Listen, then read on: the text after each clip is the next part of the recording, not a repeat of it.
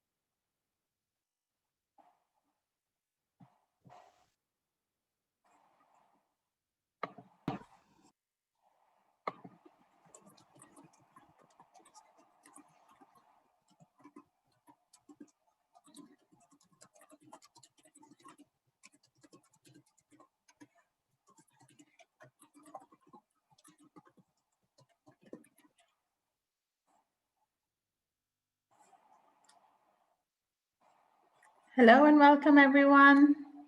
We're just going to give everybody a couple of minutes and then we will start.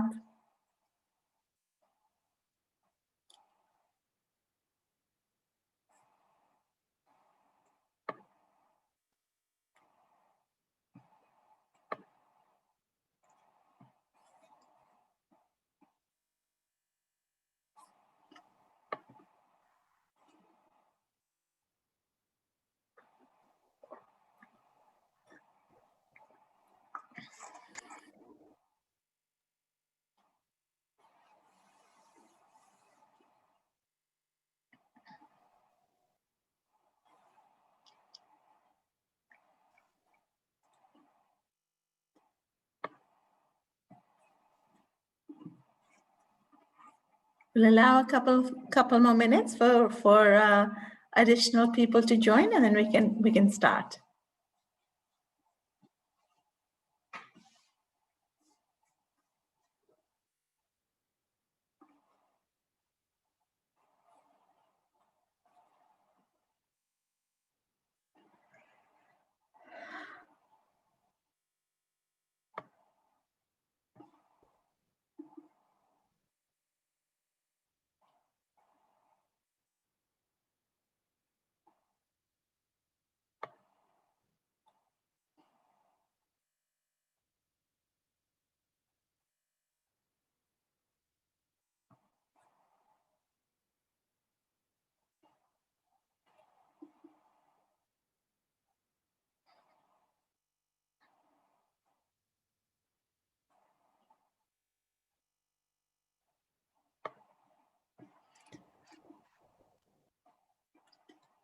A few more seconds, and at 4:03 promptly we will begin. Thank you for joining us. We're so happy you're with us. Happy that you're with us and you want to learn how to build skills for the 21st century workplace.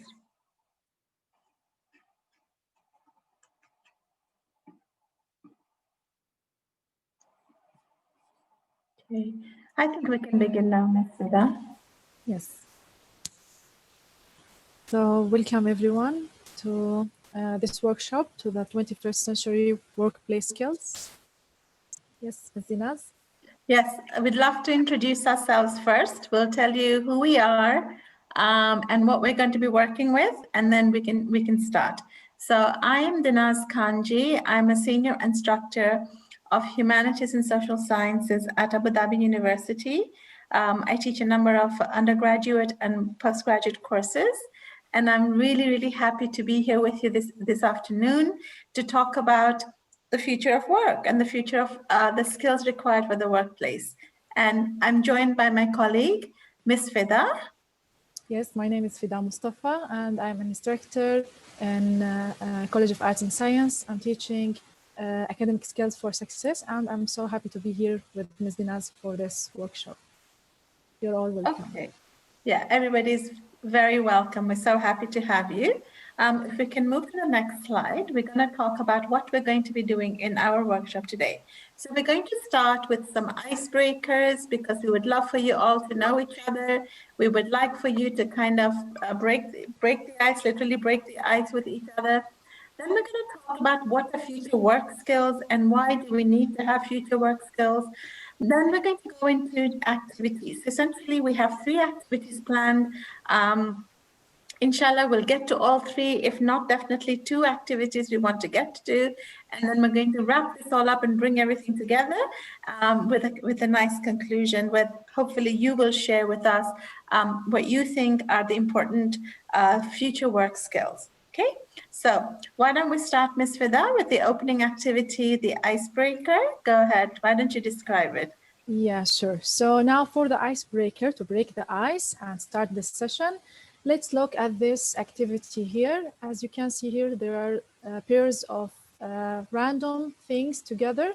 So from these pairs, you need to pick one of these pairs and come up with an innovation that combines these 2 items together. So take some time, think of it, try to think, to give us your innovation, and you can be as wild or as simple as you wish.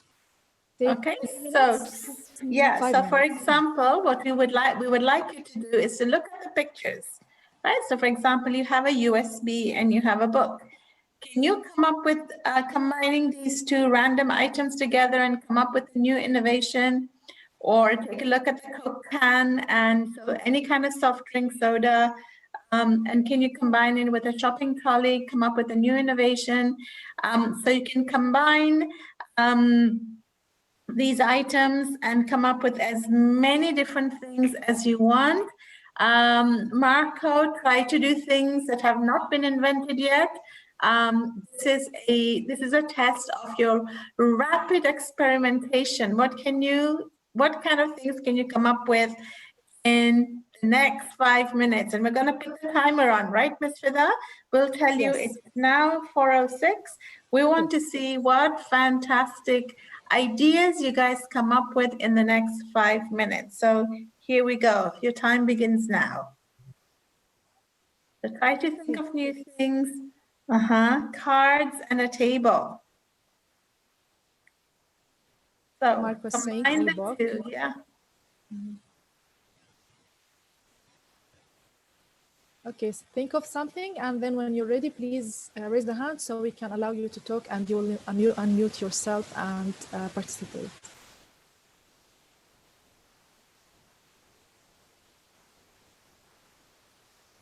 So here you're telling us what you're selecting.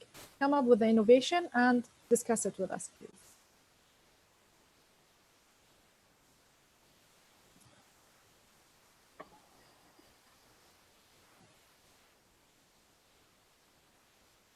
Yes, Nibal, USB in a book.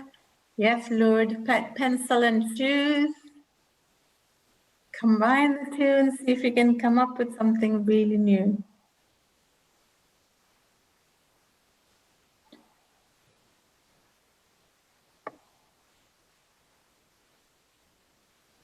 So we have Sarah, she's raising her hand.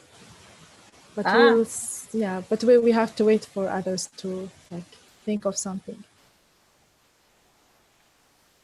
Okay, Nibal, all right.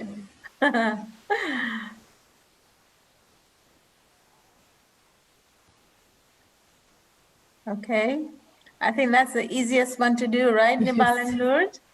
Seems to be the easiest one. Okay, very nice, Marco.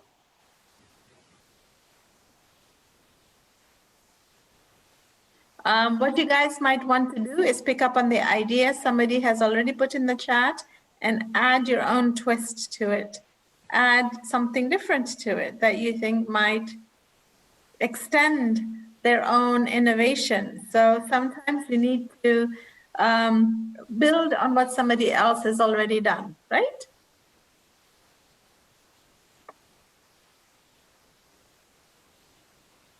Shaima, you're saying a tablet. This is like you're combining what and what.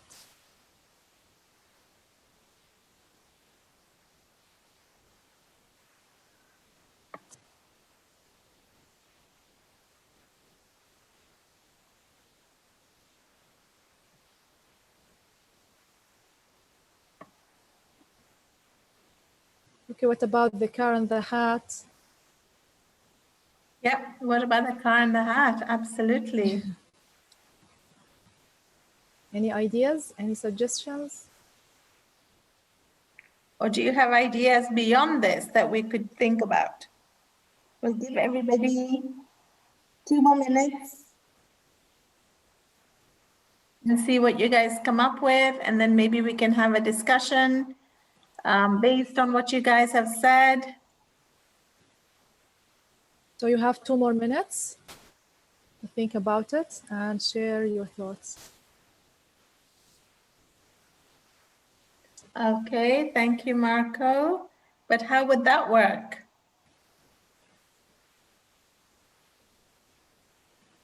How would that work?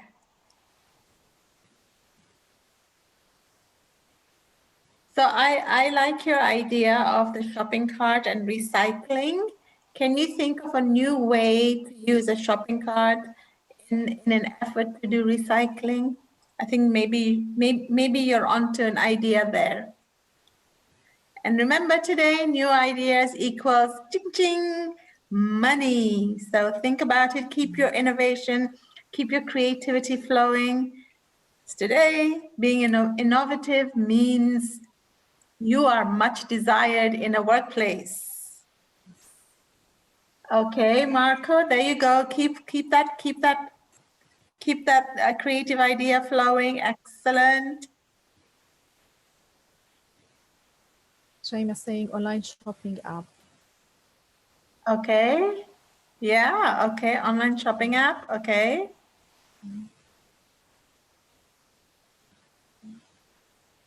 Yeah, okay. See, the easiest choice is the USB and the book. Yeah, I like the way Marco is going. We'll give everybody 1 more minute, okay? Well, not even 1 minute, maybe a few more seconds, because it's almost time up for 5 minutes.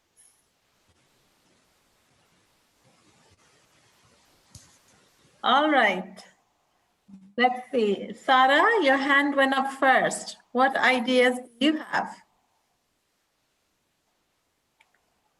Sarah, why don't you unmute yourself and talk to us? Tell us what you were thinking, Sarah, because your hand is up.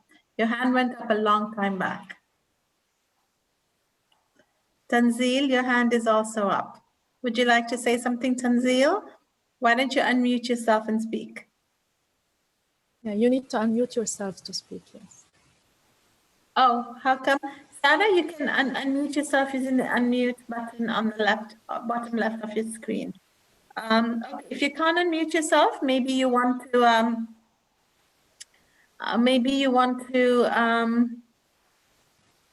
type in the chat. Okay, Tanzil, what happened to you? Did we lose you? We lost Tanzil altogether. Okay. Hello, can you hear me now?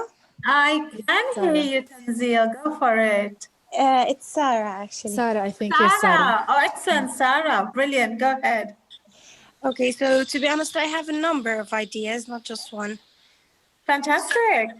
Yeah, so for the first one, the book and the USB, I was thinking that people could start selling USBs with books on them already.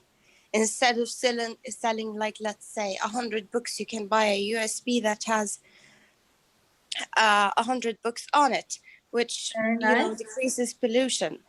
Okay. Very Yeah. nice. Okay. And for the cart and the Coca-Cola can, you can use the shopping cart, add a little fridge to it, and sell Coca-Cola out of it in like outdoor events, parks, or stuff like that. Okay. All right. Very nice. In a park or like Yeah, a festival okay, or game something that venues, happens. yeah, football clubs, yeah, stadium. Yeah, Okay, all right, yeah, okay, like exactly. that. Okay, And for the table and the card, and this is my last idea, you could send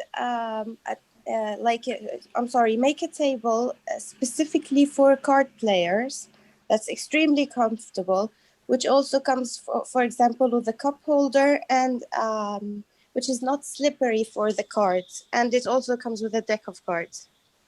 very nice. Okay, thank you, Sarah. You're welcome. This is great. Um, if anybody wants to either build on her idea or give us their own new ideas, I think Tanzil had his hand up. Go ahead, Tanzil. You want to unmute yourself and speak? Hi to everyone. Hi, Tanzil. Sorry, Tanzil's a male. Okay, go ahead. Yeah, I was thinking about this table and the cards. So I just came up with a good idea that Mm-hmm. this table has been designed for the cards players. So basically, we can create a good club for which players can play their cards in a very and had a very free time for that.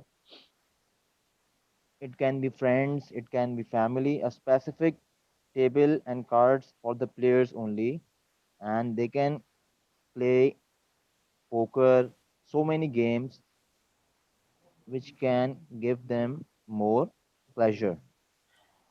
I don't know if we're supposed to be talking about poker, Tanzil, but okay, got your point. All right, great. Okay. I really like some of the things. Look at Nibal. Look at what Nibal is saying. Okay, so Marco, you've come up with some great ideas yourself. You're saying that you can have a foldable table, card table, which can be carried any place, so mobile card table. I really like that idea, Marco. So what Marco is doing is that he is extending or building on somebody else's idea. I really like that. Nibal had a good idea also, but garbage and cars. So maybe we can find a way to combine garbage and cars and with the hat. I don't know. But I really liked also another idea that Marco had, which was to think about the cart not as just a shopping cart, but maybe as some kind of a recycling receptacle. So I don't know, can we think about having the front of everybody's house a small shopping cart with the recycling, which compresses it right away, and that cart could be picked up once a week by the waste management companies. I don't know. Maybe there are other things that we can think about um, in terms of the recycling and the card. But thank you for participating. We're going to move on. Ms. Vidya, if we can move on to the next, and I'm going to ask you a simple question. Why do you think we started with an activity like this? Who can help me explain why we started with an activity like this? Why did we start with something like this? Okay, Sarah and Tanzil, you seem to be the speakers in the group. All right, go for it, Sarah.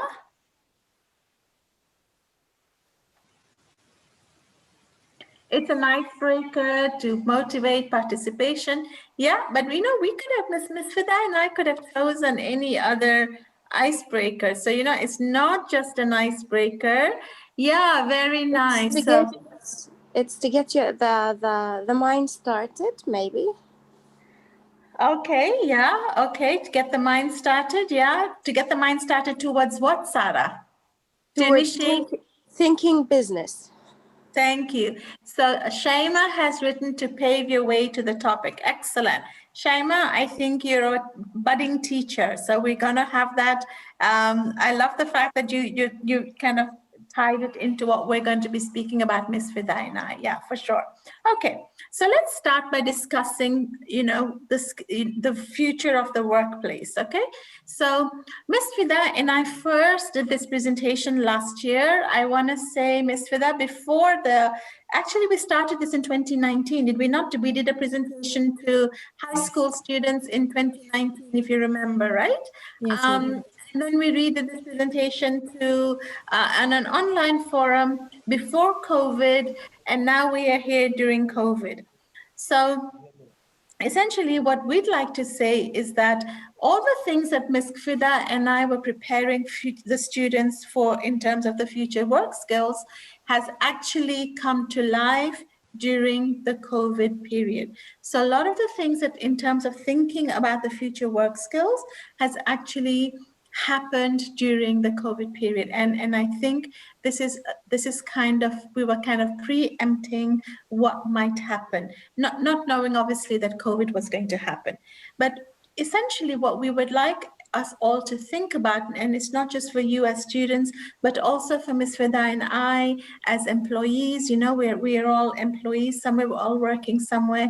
Essentially, we need to understand what the future of work is going to be, okay? And we have seen the millions of people around the world who have actually lost jobs, and essentially how difficult this has become.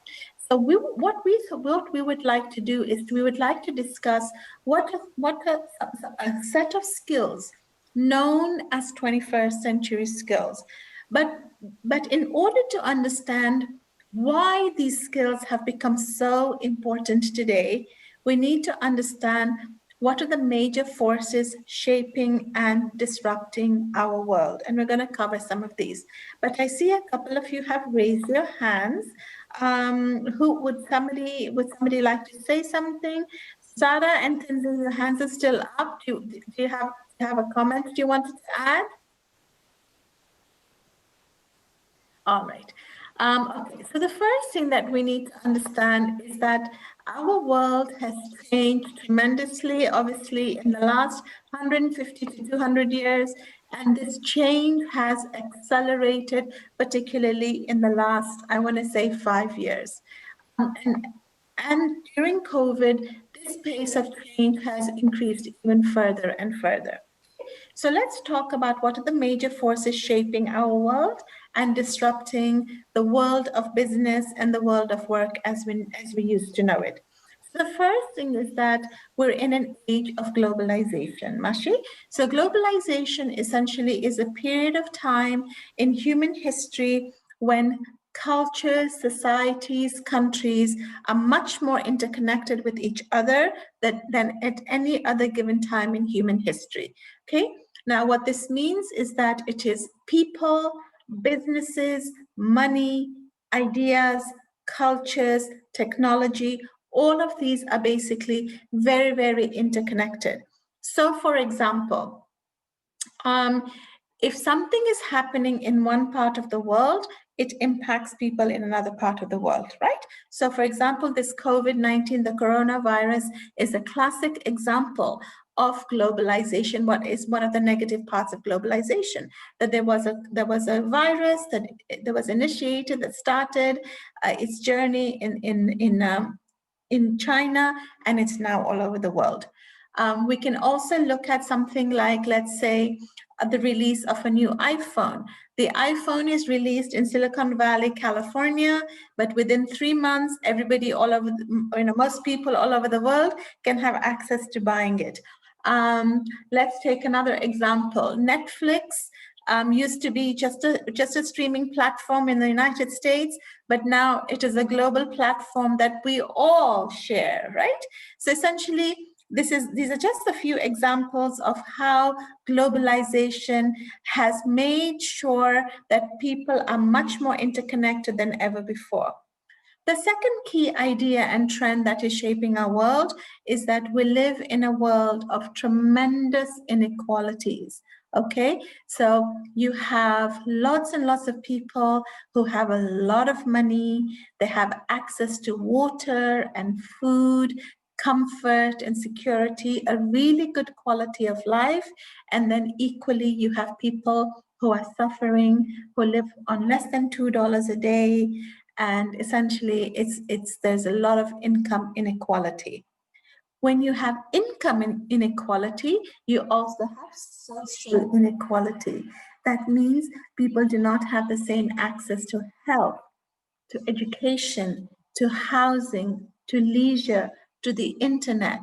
Okay, so we live in a world of the very rich and the very poor. Okay, so you have lots and lots of inequalities. And you can see what is happening in the world, around the world, at this time when people are actually speaking up about these inequalities, right? So some of you may have noticed over the summer in the United States, there was a major movement to try to address some of these issues of inequality, right? So for example, the Black Lives Matter, right? That was a protest movement about making sure people understood how much inequality there is among certain, BLM, among certain groups of people, okay? The third key force shaping our world is technology, right? And you can just see how technology is enabling so many things, right?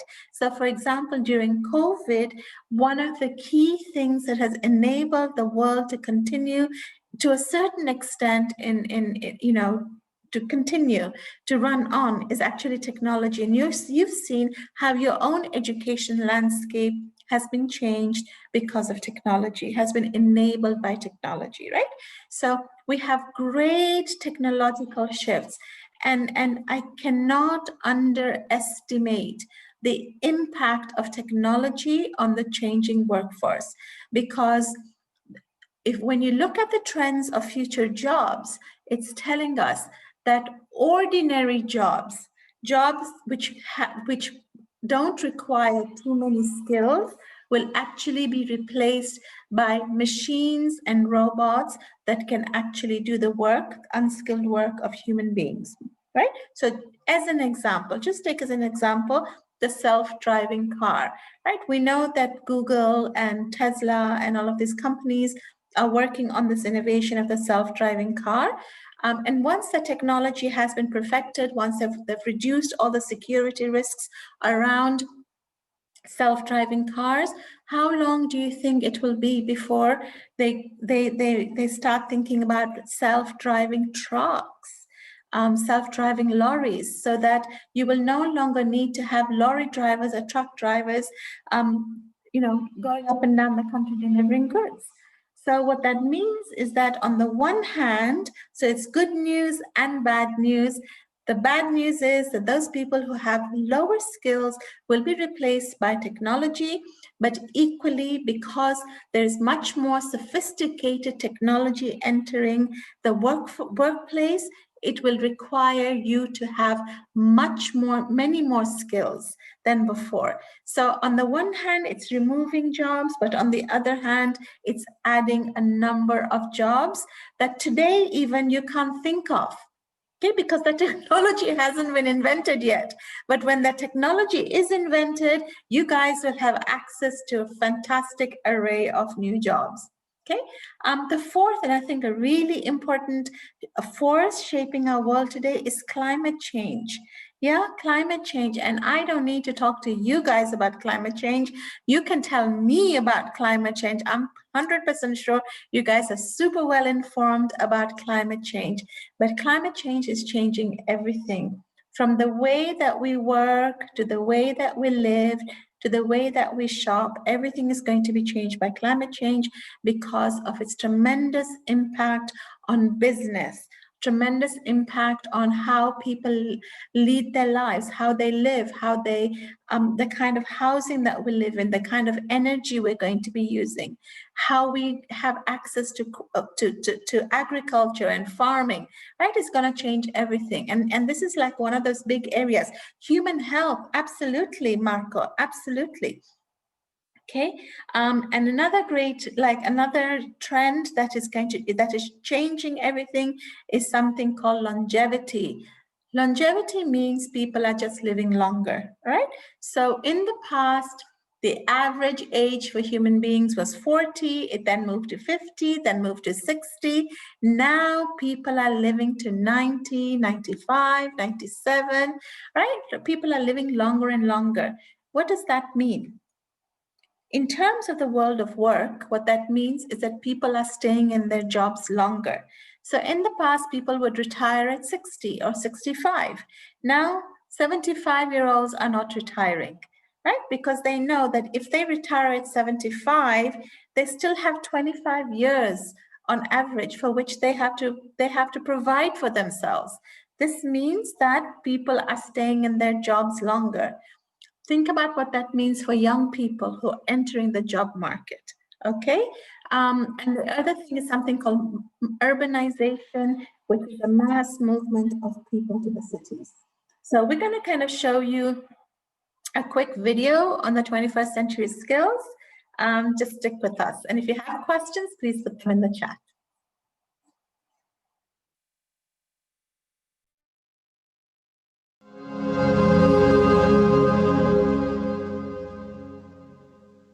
Have you heard the phrase 21st century skills lately?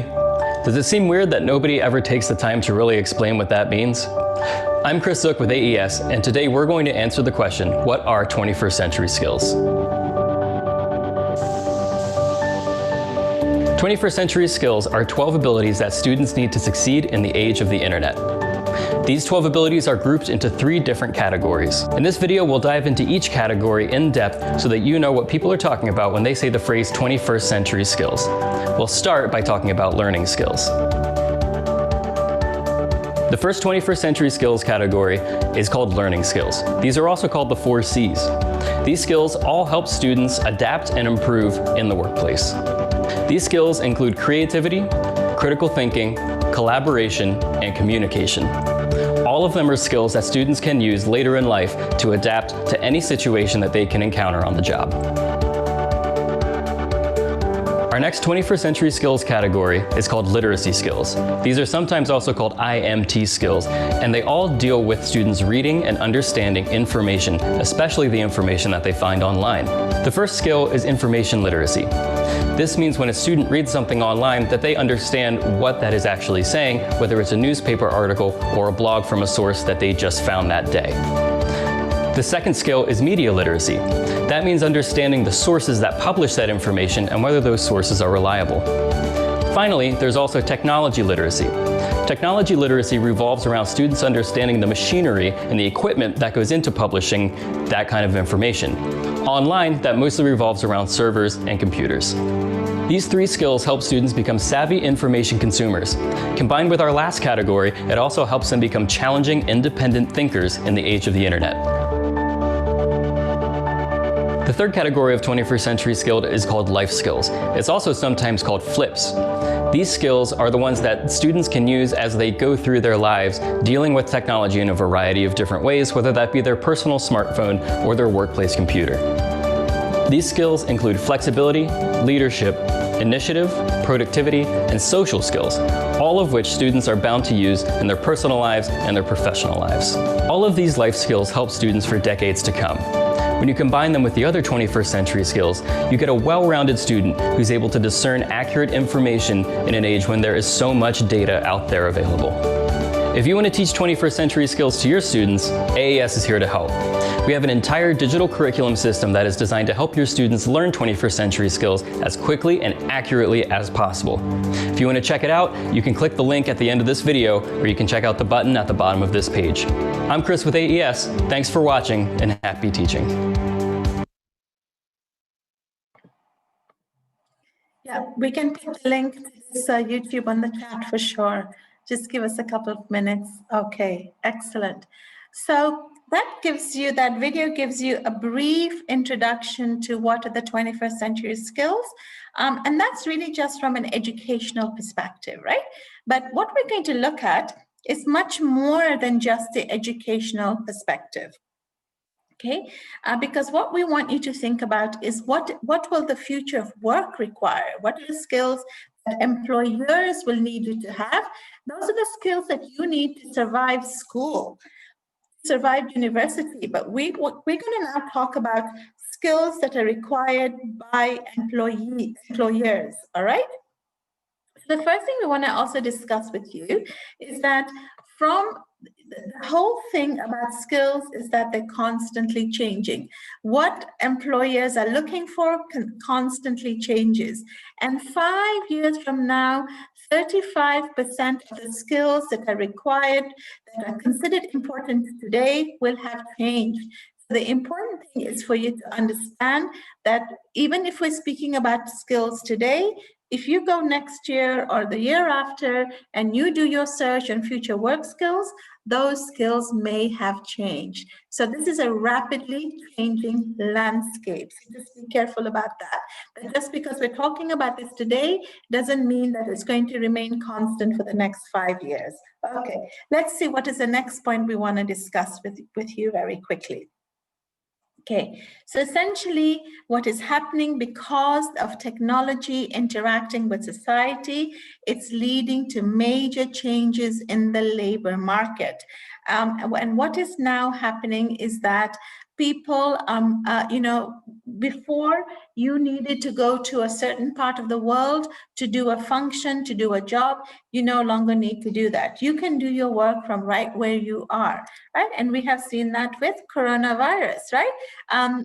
I used to commute to work on a daily basis. I would spend about 85 minutes or 170 minutes a day commuting to work.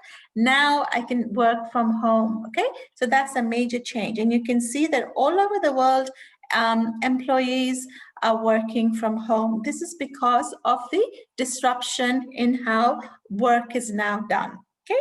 So what is happening is that if a company like, let's say, Facebook wanted to recruit a data analyst, they need no longer look at a data analyst only in California or the United States. They could now hire a data analyst sitting in India or sitting in South Africa, because now it doesn't matter where you are. Technology enables you to work at the same time as people are working in California. Okay. So, and of course, this one point has a lot of other ideas. I'm just going to kind of leave it at that one. Okay. So what else, Ms. Vida? What else can we tell our students about the background to future work skills? Yeah, the nature of jobs will change. And I kind of alluded to this already. The kinds of work you will be doing will change. And with this, I also want to say that you should be prepared to change careers several times during your lifetime, right? So you might start out with a career in one industry, but you may change many times over. And that's just how work is going to be, that you might emerge with a degree in, let's say, I don't know, health sciences, and you may want to become a health sciences educator, but you never know. You might end up becoming a health sciences public policy person, or you might end up working in a hospital, or you might end up, moving to a third world country, a developing world, and doing health sciences in a community setting. So you should expect that your jobs will change many times over during your lifetime. Okay. And so what this means is that you will be in a cycle of learning and relearning constantly. That education is not something that ends with your first degree or your second degree. I know lots and lots of people who already have 2 master's degrees and are doing the third one because they've changed their jobs. They've changed their careers, all right? So you will need to kind of relearn and become specialists at a certain field, and you'll have to keep doing this all throughout your lifetime, okay? And what that actually means is that companies will find it harder and harder to recruit people with the right skills that they need, because this is constantly changing. Okay, so you will find a lot of pressure on yourselves to constantly upgrade your knowledge, your skills, and all of that. So just keep some of these things in your minds. Yes, Sarah, you have a question. Yeah, I just wanted to ask you, what do you think is a job that could never go obsolete? All right, that's a fantastic question, Sarah. So you have to think of you have to think about how would you compete with the machine, right? So a machine or technology that is going to replace human beings cannot really replace human beings in every aspect of what human beings do. So certainly there is this new growing field called machine learning, right? I'm sure you've heard of machine learning, where scientists are programming machines to be able to communicate and self-learn. But what they're finding is that there are certain things that human beings do that machines will never be able to do, or will be able to do only after a long time, so not immediately. And some of these things include very human characteristics, like having intuition, right? So just knowing the right answer to something without having an algorithm tell you how to think and behave.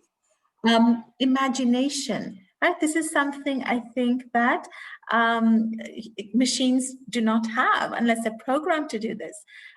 Creativity. This is why we started with an exercise in creativity. Yeah, emotions too. Although I think that they're programming machines to be able to elicit some kind of emotions, the smile, the cry. But again, because human beings face a variety of different circumstances, and certainly we have different emotions to go with these different things. I don't think you can always program a machine to replicate human emotions. Although, I mean, I could be wrong, but that's what I think. Okay, I'm not an AI specialist, but I know that that field is very sophisticated. So to answer your question, those areas which require creativity, which require human connectivity, those fields which require human sensitivity to each other, are those fields where you will always have a job. Okay, so let's Thank now. you so much. You're welcome. Okay, so let's see what are the skills that now that employers are looking for. All right, and by the way, these skills were different in 2010, they changed in 2020, and now we have the top 10 skills of 2025 according to the World Economic Forum. So very quickly, I'll explain what is a World Economic Forum. The World Economic Forum is a non-profit organization headquartered in Switzerland, and basically it's some of the business leaders around the world, it's executives, it's thinkers, scientists, data analysts, basically who look at trends in business and world affairs, and who basically come out with these kind of projections and predictions. If you're a high school student, I would highly recommend that you make the World Economic Forum a tab that you kind of use as a favorite on your favorite bar, and see what they say from time to time. They have some very interesting data and some extremely interesting studies that they do of society. Okay, so I'm going to leave this here for a few minutes, and you can see what are the top 10 skills that they want. Okay, so take a look.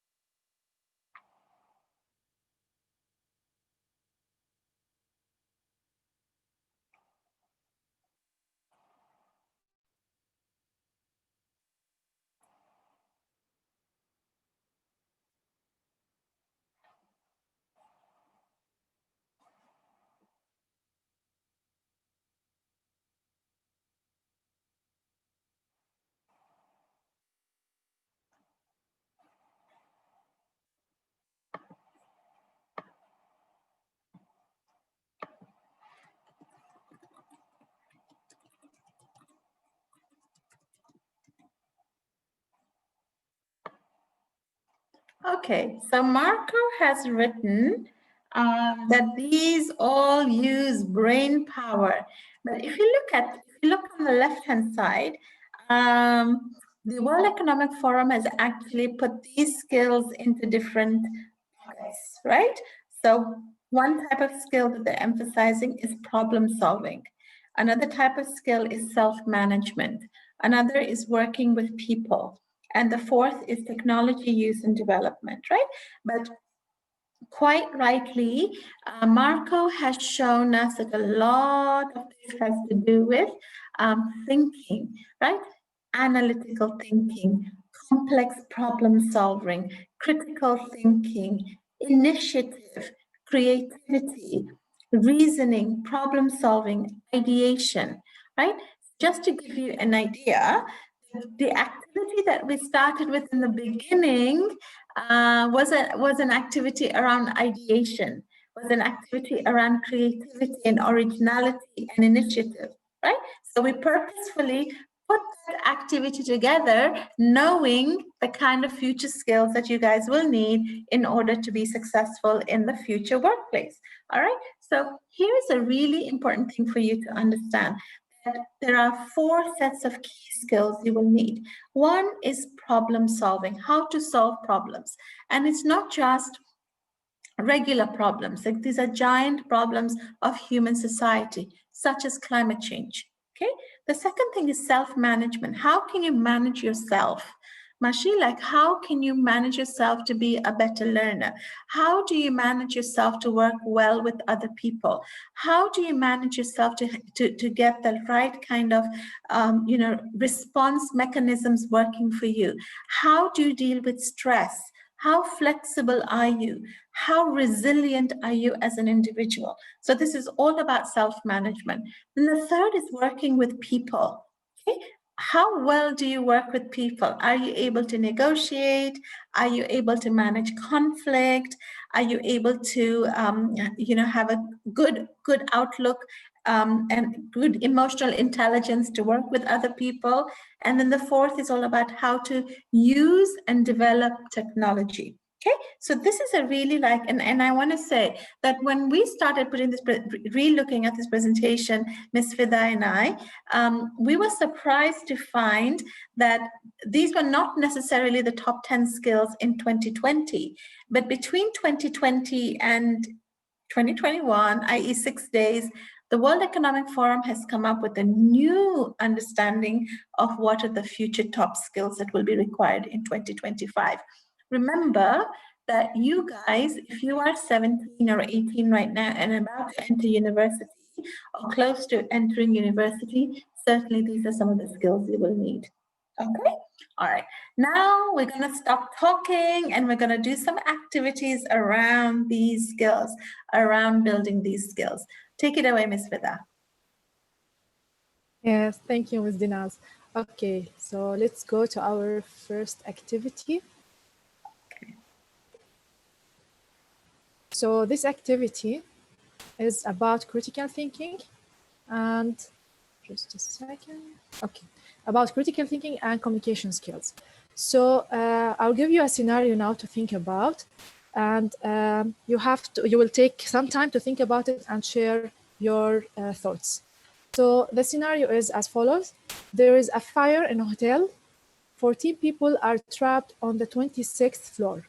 There is only one working elevator, which carries only 8 people. The elevator can go down only one time. So only 8 people can survive, and you have to decide which 8 of the 14 people will survive. So look at the description of the 8 people, of all the 14 people, and you need to select the 8 survivals. So there is no right or wrong answer. You need to think about it. And this is, again, an activity on critical thinking.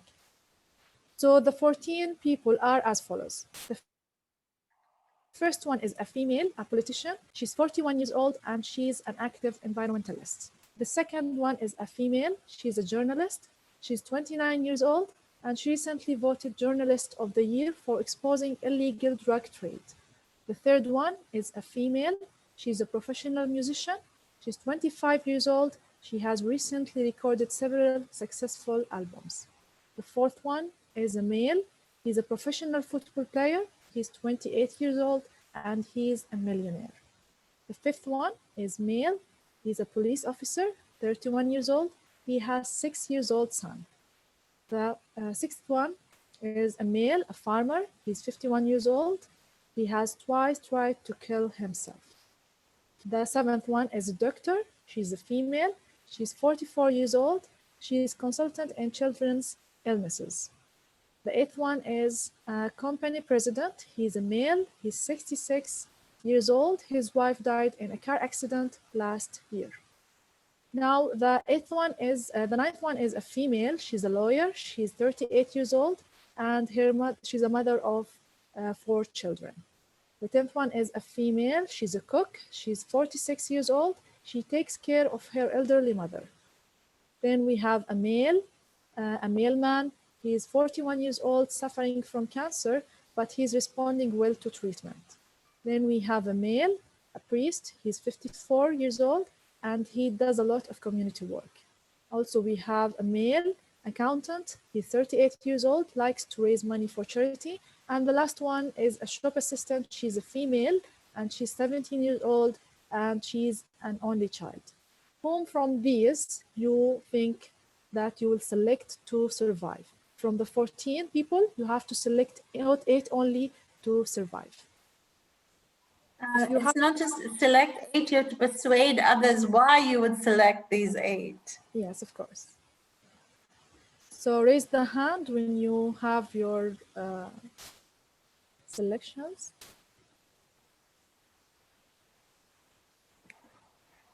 Okay, Marco is saying never take an elevator in case of fire. Okay, but here in this case, we're asking you to select 8 of these people and tell us why you selected these 8.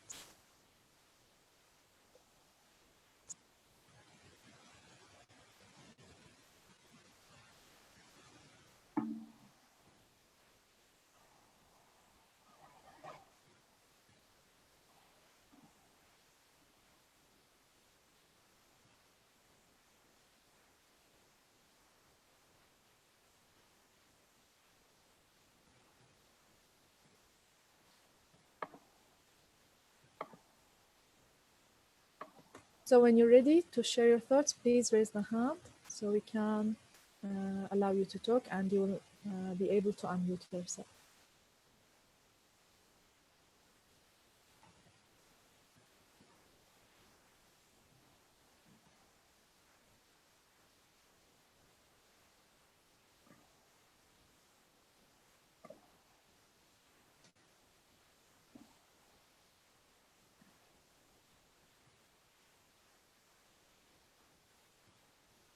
So Lourdes, I think you selected the accountant and the cook to survive, only 2.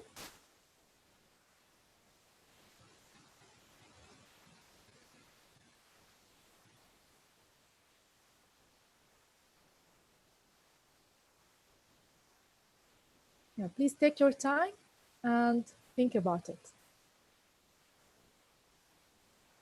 Who will you select and why you're selecting these 8?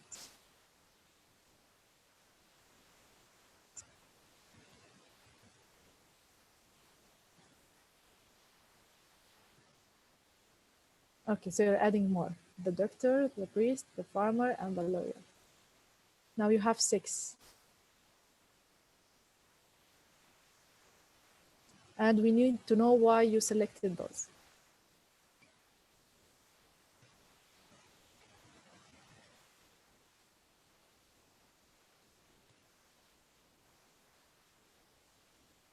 Okay, Sarah raised her hand. Okay, we will just give 3-4 more minutes. And we can hear you after that.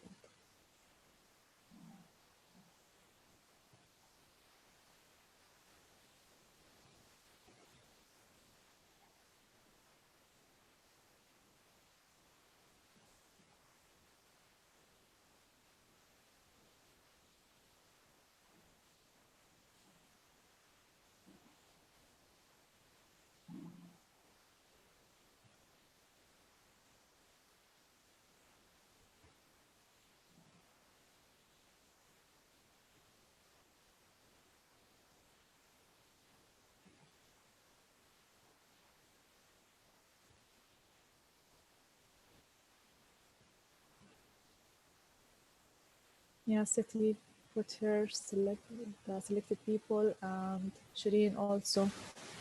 Okay.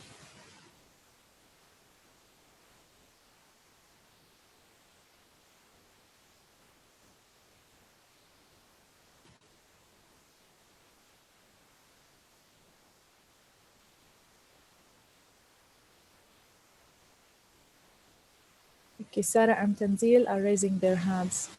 What about the rest of you? The people who, those who put their answers in the chat. If you already raised the hand, please.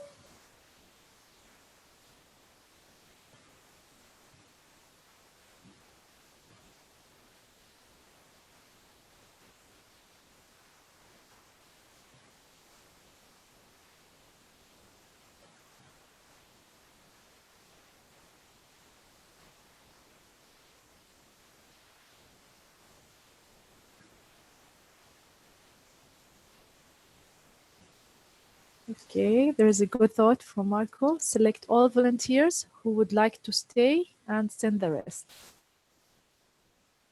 Okay.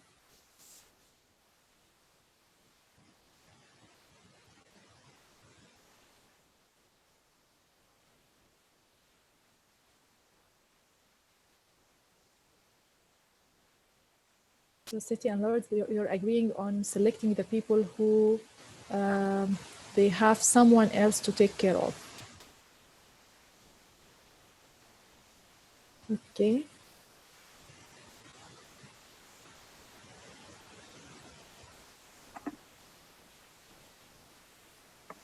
So Ms. Deenaz, can we start hearing Yeah, so the I participations? actually, I wanted to tell you that this is not just a hypothetical scenario, right? Think about what's happening today in the time of COVID. When hospitals will begin to run out, and not here, but in other parts of the world, for example, in the US and the UK, hospitals are saying that they've reached capacity, they may not be able to take more people. They will have to start making these kinds of life and death decisions, right? Who should they allow?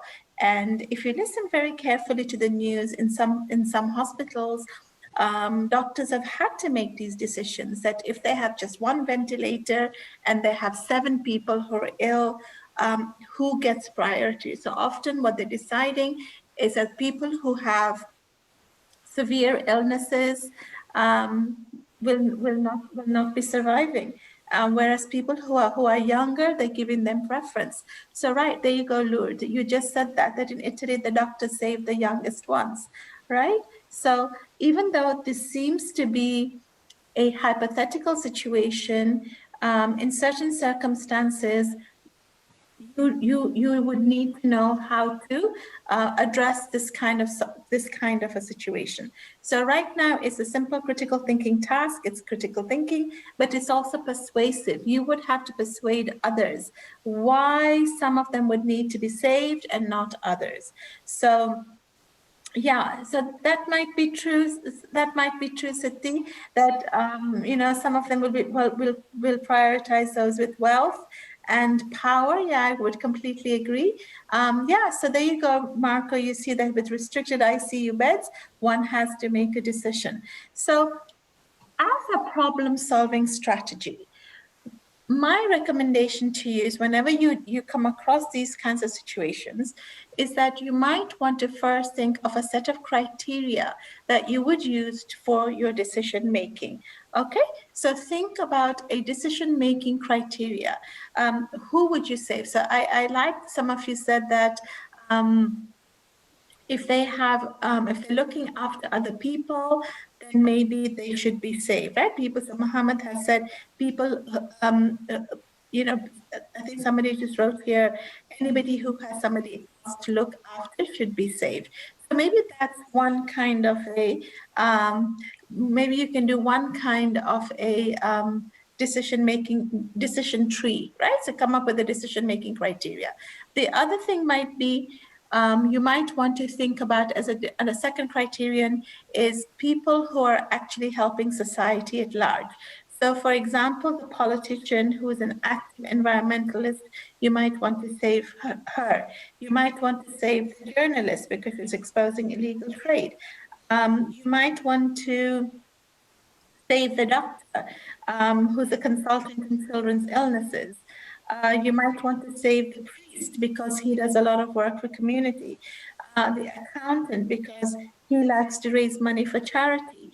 So, what my feedback to all of you is when you have critical thinking tasks like this, where you have to make certain kinds of decisions, come up with a set of objective criteria that you could use to make decisions. Okay, so always try to work within a decision making framework, is what I would say. But certainly, this kind of a framework has a lot of different implications. First of all, it has implications of life and death. It also has implications of, survival. Whom do you help? Maybe there are people in this list who could help themselves. So, for example, the younger people may not need to take the elevator. Maybe they can just walk down the flights of stairs. So, maybe you want to think of people who are fitter. So, come up with some kind of a decision making framework that you could utilize, right? So, that's what I would say when confronted with these kinds of things. But sadly, even though this seems to be a hypothetical situation, there could be moments when these kinds of decisions actually need to be made. Yeah, we have a couple of raised hands. Sure, whose hands are raised? Let's see. Sarah, your hand is raised, and Tanzil, your hand is also raised. Go for it, Yes. Sarah. Sarah, you're allowed Hello. to. Yeah. Yes, hi, Sarah. Okay, so I chose 1, 2, 5, 6, 7, 9, 10, and 14. So the first one is the politician. I would save her because she's an active environmentalist and she is very helpful to the society. And the second one is the journalist. Also, she's very helpful to society. She exposed an illegal drug trade. Then I went on to number 5, a police officer who has a 6-year-old son because, well, to be honest, I wouldn't want to see a 6-year-old boy being orphaned. And the farmer, I chose him because I would want to show him that someone cares about you and in this world, and you shouldn't resort to suicide, and to show him that there is hope in life and there is hope in humanity. And number 7 is the female doctor because she's a consultant in children's diseases. And I chose number 9, sorry, a lawyer. She's a mother of 4 children, same reason as the police officer. She's quite young as well, which means that her children must be young. And number 10, because she takes care of her elderly mother. You don't know what would happen to the mother if her daughter is not around. And number 14, she's an only child. She's quite young and her parents would be devastated, to be honest. Okay. I know my answers are quite emotional, but this is what I would go for, to be honest. Okay. So it would be good for us to know, maybe next person is going to speak, Tanzil, if you can share with us the criteria that you used for making your decisions. Yeah, sure. Hello. Go ahead. First of all, I will like to choose. I will go from the down. The 14, a shop assistant, female, 17, an only child. She's an only child, so she have to live because if she will die, so there will no one who can care for her. Second, I will choose is a male man, 41, suffering from cancer but responding to treatment. He has an hope of living, so I will recommend him. And after that, I will accompany president, male 66, wife died in a car accident last year. So I will also prefer him to go in elevator for survival because he has already lost his wife, and he should have a hope. After that, I will choose a doctor, female consultant in children's illness. she should survive for the children's illness because she is good in that. And after that, I will choose a farmer, male, 51, has tried to kill himself twice. I will recommend the same situation that Sarah told, and I will choose a police officer, male, 31, has a 6-year-old son. So that the same situation which Sarah told. I didn't choose that another one because they all are so healthy and fit that they can try or they can help others to survive because the others are not so much fit as compared to them. So I suggested and what I prefer, so I tell that.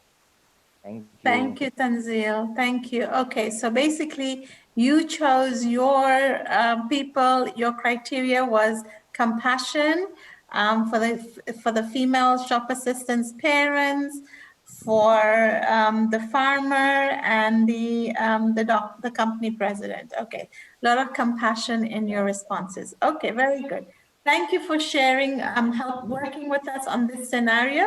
We're now going to move on to another problem solving exercise because remember that problem solving is a very, very important asset that you can have and is a very important skill that you need to develop.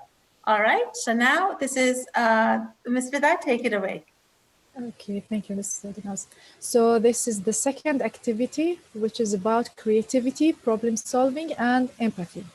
So in this activity, you need to think of yourself as a 10-year-old who has not played with friends since March 2020 because of the pandemic. And think of one or two games you can play online with your friends, which can give you some sense of rebuilding friendships. So you lost your connection with your friends because of the situation, and you want to rebuild your friendships with these games. Think of these games and tell us your thoughts. So you have 5 minutes to think about it. Then we have 5 minutes to discuss it together. Again, you're 10 years old. Think with the mind of a 10 years old.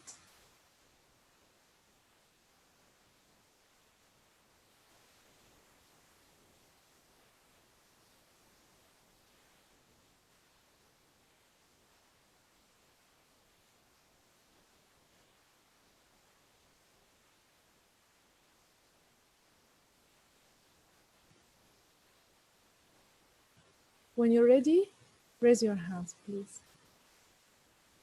Yeah, Tanzil already ready. Okay, we'll wait 5 minutes. It's 5:06. We will wait until 5:11.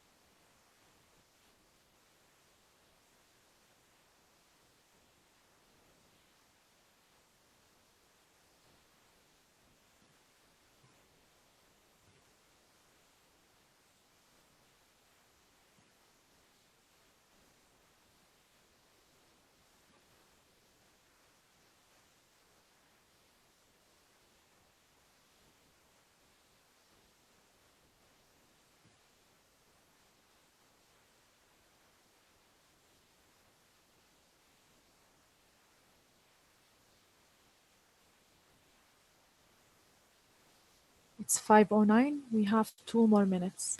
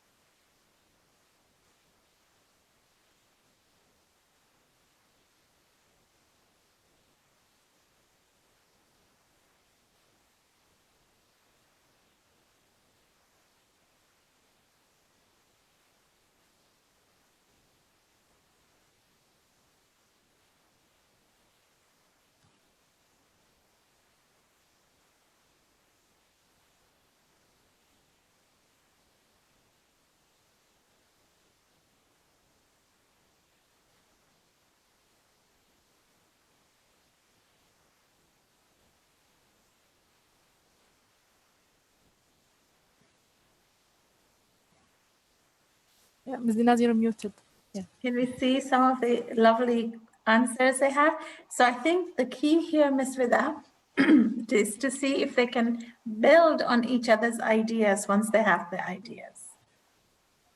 Okay, Tanzil wants to, he's raising the hand. So, yes, Tanzil.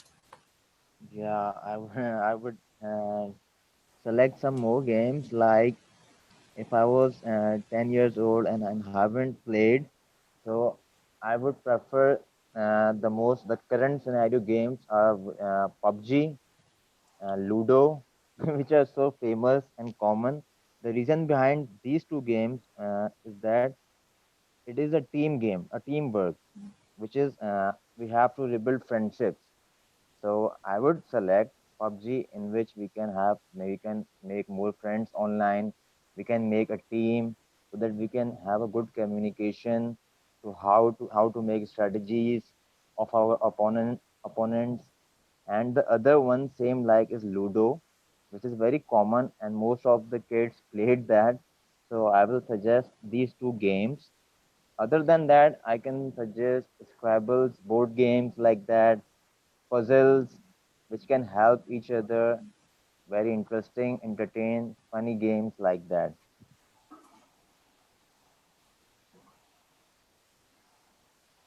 Okay. Any others? What did we have? Some okay, Fireboy and Water Girl. Okay, that's really cool. How would that work, Siti? Siti Najla, how would that work?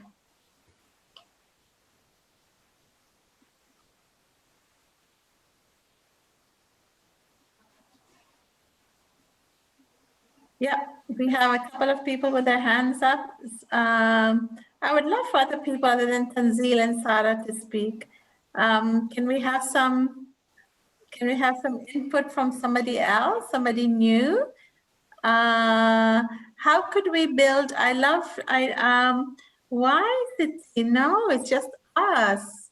Don't leave because you're too shy to speak. Don't leave, please.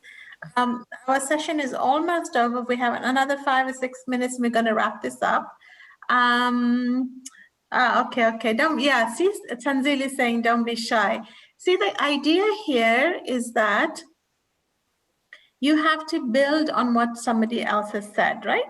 So what will happen when you come to the university or when you start working in the workplace is that you will not be expected to problem solve alone. You will be expected to work in a group, and as a group come up with a solution to a problem. So nobody will ever say to you that your problem is wrong. The idea is to come up with a baseline idea and then for everybody else to build on that. So I was just gonna, so I'm just looking at the chat. I think Lourdes is putting in some great ideas on the chat. For example, there's a program of mathematics while children learn playing. But you know what? I was wondering if there was some way in which we could have the children, the 10-year-olds, actually have some kinds of games where they could kind of replicate what it's like to play if they were meeting physically. So for example, could we have them think of a game where they're running a family, for example, and they can come together and have roles in a family and, kind of play these kinds of games? Is there other things that they could do? Yeah, they use, okay, so there you go. They use little toys and they get points. Yeah, you're saying, Lure, that your children love those games. Yeah, so think about how can you replicate, or how can you create the same kind of environment, social environment, that children have in real life that they don't have online, but how can you make them have some kind of an online social gatherings? Yeah, so the idea is for children to come together online and to play some kinds of games which can give them a sense of bonding together. So that's really the idea that we wanted you to think about.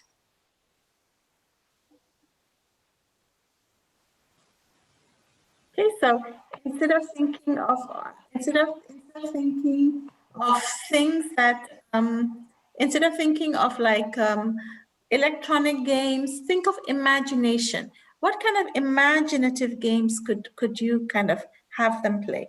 Now we realize this is a bit more difficult than the last one, but definitely this is kind of some kind of creativity and problem solving skills that we wanted you to think through. Okay. Is there, yeah, puzzles? Yeah, puzzles would be good.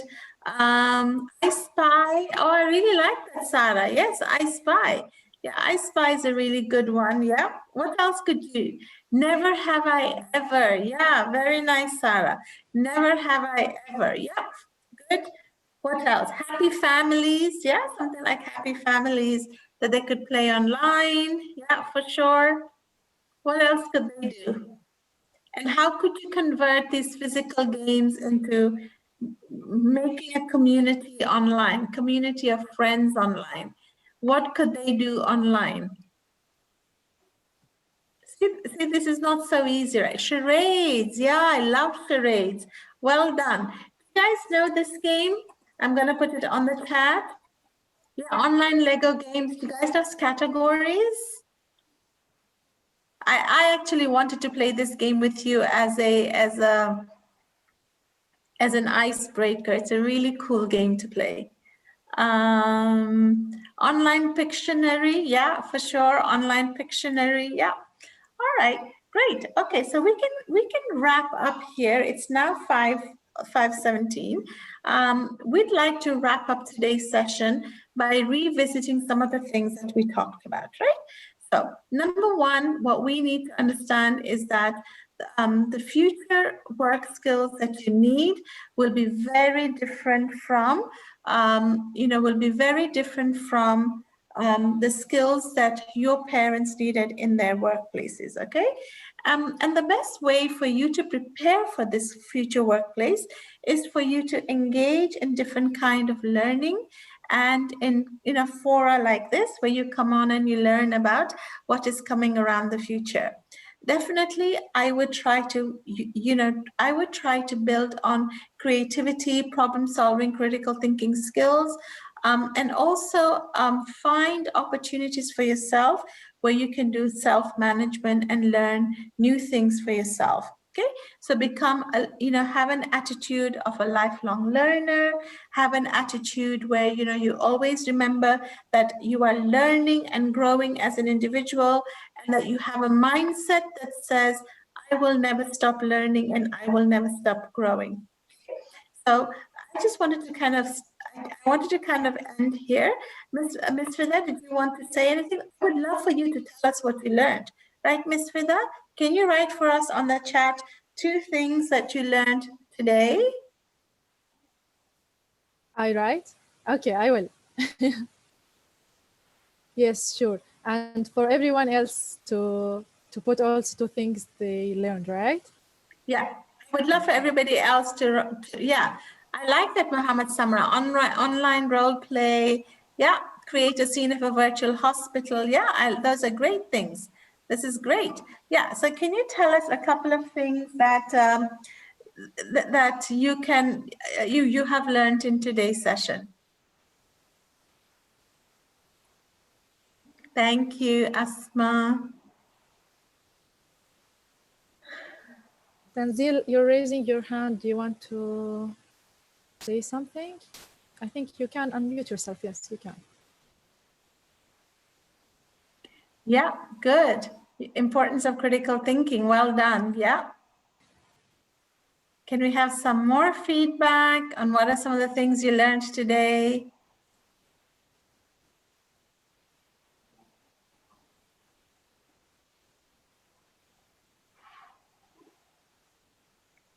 Sarah, Mohammed, would love to hear from you what you actually learned today. Anupama, Asma, Dana, Insia, Lourdes, Malak, Michelle, Ramin, skills for the future. Okay, good. Shireen, sorry to call you guys out. Dalia, okay, thank you. Yeah, well done, Muhammad Samara. Very nice. Thank you for that feedback. And we spoke about the World Economic Forum. We would highly recommend that you keep an eye out on their research, right? Oh, thank you, Michelle. I'm glad you found it very useful. Critical thinking, creativity. Thank you, Insia. Oh, I'm so glad, Tanzil. Please keep coming to all our sessions. Sarah, the business market is rapidly changing and you need to adapt. Yeah, adaptability is a very good life skill to have. Yeah. Okay, excellent. Thank you so much. I'd love to thank my partner, Miss Fida. It was a pleasure working with you again. I had so much fun with all of you guys. We look forward to seeing you all again. And please, did I learn? I always learn from my students. Yeah, I always learn from my students. I always learn how smart they are. And I was so happy that you guys participated, that you guys had great answers, and that you had confidence to speak in public. You know, that's not so easy. So that's great. Fantastic. Sarah, lovely to meet you. All the best, guys. Okay, all the best. Thank you so much for joining us today. We appreciate you coming. We appreciate you giving us so much of your time. And we hope to see you soon. Take care. All the best. Bye-bye. Thank you all. Thank you, Ms. Deenaz. See you in other workshops, inshallah. Inshallah. Bye-bye. Bye-bye. Take care. Bye.